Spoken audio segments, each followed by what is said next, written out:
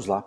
Estamos de volta então para a nossa aula de número 2, onde nós estamos falando sobre o poema em concursos públicos e vestibulares 2017. Estamos aqui no módulo Interpretação de Texto e a gente estava falando sobre o poema em concursos públicos. E nessa hora eu comecei a falar com vocês a respeito, deixa eu ver se fica melhor. Vamos tentar trabalhar assim? Acho que vai ficar melhor. A gente estava falando sobre o poema e introduzimos algumas dicas de como que a gente ia trabalhar para resolver questões de provas e vestibulares, que o poema se encerra no reino da poemática, né? E assim sucessivamente. Então, sem muitas delongas, a gente já viu isso aqui. Estávamos falando sobre o Solano Trindade, e a gente tinha parado exatamente depois que eu falei das dicas de interpretação de texto, a gente estava em cima do texto do Solano Trindade. Eu ia começar com você o assunto campos lexicais. Retomando então, campos lexicais são aquelas palavras que são chaves dentro de um texto. É bom você entender isso, que isso nem sempre vai acontecer em poemas. Nem sempre é possível interpretar um texto procurando um vocábulo que em torno dele vai ter outras palavras, outros vocábulos que vão dar sentido ou que vão cumprir um sentido a partir daquele vocábulo inicial. Às vezes isso não vai ocorrer.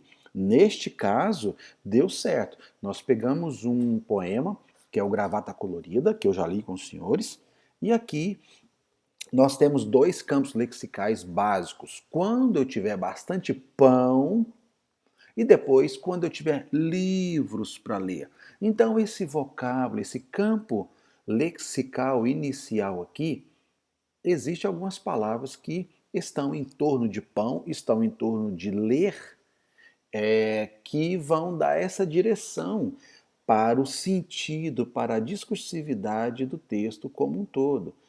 Olhe, por gentileza, no slide aqui abaixo, quando eu coloco, olha, quando eu tiver bastante pão para meus filhos, para a minha amada, amigos e vizinhos. Note como é que esse campo lexical de número 1, pão, como é que apareceu várias palavras que estão em torno aqui desse vocábulo pão. Então, em torno dele, eu tenho campos de léxicos que são muito importantes, né? Se fosse uma aula de gramática especificamente, você teria algumas palavras que estão em torno do substantivo pão. A gente vai chamar de substantivo satélite e assim sucessivamente, e poderia levar uma aula nessa direção. Quando você está falando de poema e nós não estamos, nesse caso, vamos dizer que você está pegando uma banca e a banca não está gravitando em torno dessas questões léxico-gramaticais, mas sim léxicos semânticas, em torno do sentido, tá bom? A outra coisa é o campo do ler, livros para ler. Quem que vai ler? Tanto ele que é o senhor da discursividade, seria na gramática aí o sujeito principal, e os outros sujeitos não imediatos, filhos, amada, amigos e vizinhos. Então, quando ele tiver resolvido a questão do pão e a questão do livro, ok? Dois campos lexicais, pão e livros para ler. Isso aqui é muito interessante você observar. Outra coisa legal que eu acho que é interessante te mostrar para este poema, ele é bastante ilustrativo, no sentido de te revelar. Olha só, ele coloca dois advérbios que abrem alguns dos versos. Nós chamamos de versos no poema, aqueles que não se lembram, cada linha dessa é um verso. A questão é que este texto como um todo, ele tem apenas uma estrofe, uma reunião de vários versos, nós temos uma estrofe. Então, neste caso, nós temos um poema com apenas uma estrofe, mas com vários versos, ok? No verso de número 1, você tem o vocábulo quando. Aqui embaixo, no verso 1, 2, 3, 4, 5, 6, você tem o segundo quando, ok? Se fosse uma questão gramático-semântica, você poderia perguntar: que classe gramatical que é quando? Isso aqui é um advérbio, ok? A gente poderia aprofundar um pouquinho mais, né? Esse quando, por ser advérbio, nós temos uma estrutura frasal adverbial. Que sentido está dando esse quando? É no sentido de tempo? Então, quando eu tiver pão, para quem? Para os meus filhos, para a minha amada, para os meus amigos, para os meus vizinhos. Quando eu tiver o quê? Livros para ler. Ok. Olha como é que ele coloca advérbio 1, quando, advérbio 2, quando, aí depois você percebe que então eu tenho o primeiro quando, o segundo quando, então. Você tem 3 advérbios aí, ok? Então, se fosse uma questão de gramática, você perguntaria que classe gramatical é quando, então. Tá vendo? Então, em torno do quando você tem o pão, em torno do livro ler você tem quando. O pão aqui simboliza a necessidade básica. Na teoria de Maslow, você estaria falando em torno de necessidades básicas de alimentação. Se fosse em torno ainda da teoria, você estaria falando de necessidades educacionais, está aqui o livro, e depois ele coloca um terceiro satélite de substantivo, então, que dá uma ideia de, uma vez que eu tenho isso, logo eu vou fazer isso. Esse então dá uma outra ideia de sentido. Mas em termos de campos lexicais, você tem 2, o campo lexical pão, simbolizando nutrição, alimento, o campo lexical ler. A pergunta seria: quais são as palavras que estão em torno desse campo lexical? Isso é muito importante você saber. Deixa eu te dar uma outra dica. Se você estivesse pegando aqui, por exemplo, no verso 1, 2, 3, 4, 5, 6, 7, 8, 9, a expressão gravata colorida, e a pessoa te perguntasse assim, ó, no verso de número 9, a expressão gravata colorida, né, se refere a qual estrutura sintática? Se refere à estrutura sintática de então eu comprarei uma gravata colorida. Gravata colorida, esse adjetivo colorida, colorindo aqui a gravata, tá? Colorindo a gravata, está em torno de qual verbo? O verbo comprar. Tá vendo? É isso, é essa hora que a poemática e o reino da gramática se juntam para você entender as coisas. Então vamos voltar. Campo lexical pão, campo lexical de leitura, um terceiro advérbio, quando e então. E nesse sentido você vai compreendendo a noção do que é estrutura sintática. Quer dizer, filhos, amada, amigos e vizinhos está em torno dessa estrutura aqui, ó, até aqui, em torno de pão. Tá vendo? É assim que a gente começa a observar.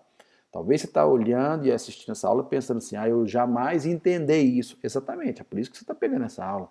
É para isso que você está entendendo.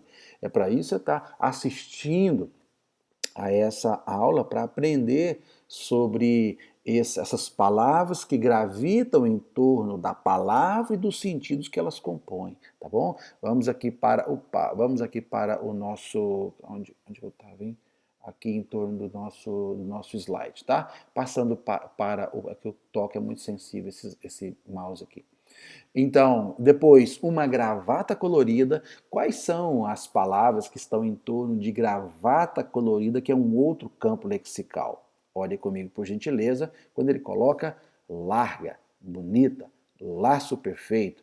Note que esses vocábulos, que são adjetivos para a classe gramatical, larga, bonita, tá vendo? Não é um pão bonito. Não é simplesmente o vizinho que é bonito. Não é a amada que é bonita. Tá vendo? Não confunda. Então, em ser sabedor de qual é a classe gramatical, em ser sabedor que larga, bonita e laço perfeito estão em torno, gravitam em torno desse vocábulo aqui, ó, dessa estrutura lexical, você mata claramente estruturas sintáticas, estruturas semânticas de sentido. Tá bom?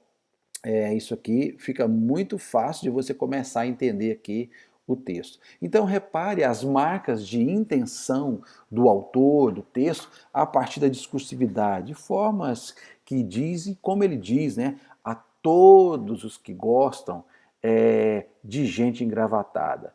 Se caísse para você então essa pergunta, e agora? O que você compreende qual é a intenção desse autor no que se refere ao sentido final desse poema. Quando você olha, o poema está desse jeito numa prova, gravata colorida, e alguém lhe pergunta, afinal, o eu lírico presente no texto Solano Trindade, ele gosta ou não de gravata? Note que a leitura apenas visual do poema lhe dá uma breve interpretação. E a discursividade, a maneira que eu leio o texto, quem comanda essa leitura é a forma que o cara dispôs os vocábulos, a rapidez, as pausas, tá vendo? Os silêncios entre um verso e outro. Quem faz isso, quem comanda isso, quem sustenta isso é a gramática que sustenta isso no texto. Mas a intenção, a intencionalidade, o propósito está durante a discursividade. Então, uma leitura final para você fazer as suas conclusões se ele gosta ou não de gravata. Eu penso que ele gosta, pelo fato de ele enobrecer a gravata bastante. Mas nos parece que ele tem outras prioridades antes de comprar o ícone, né, de desejo de muita gente, que era uma gravata. Então o poema é Gravata Colorida. Quando eu tiver bastante pão, para quem? Para meus filhos, para minha amada, para os meus amigos, para os meus vizinhos. Quando eu tiver livros para ler, então eu comprarei uma gravata colorida larga, bonita, e darei um laço perfeito. E ficarei mostrando a minha gravata colorida a todos que gostam de gente engravatada. Por fim, ao pegar um poema como esse, seria bacana que você entendesse Solano Trindade, o poeta negro, o poeta Solano Trindade, nascido no Recife, falecido no Rio de Janeiro em 74, é um poeta negro, é um poeta que faz uma poesia de reflexão social, que vai veicular através da sua literatura aquilo que ele não concorda, portanto, faz uma crítica social ao seu tempo. Hoje você estudou comigo sobre campos lexicais, que é o vocábulo e as palavras que gravitam em torno dela no campo da palavra e no campo do sentido. Então você viu comigo hoje a aula de número 1 e a aula de número 2, tá bom? Eu espero ter ajudado você a prosseguir aí nos seus estudos e nos seus conhecimentos, tá bom? Até a nossa próxima aula. Valeu!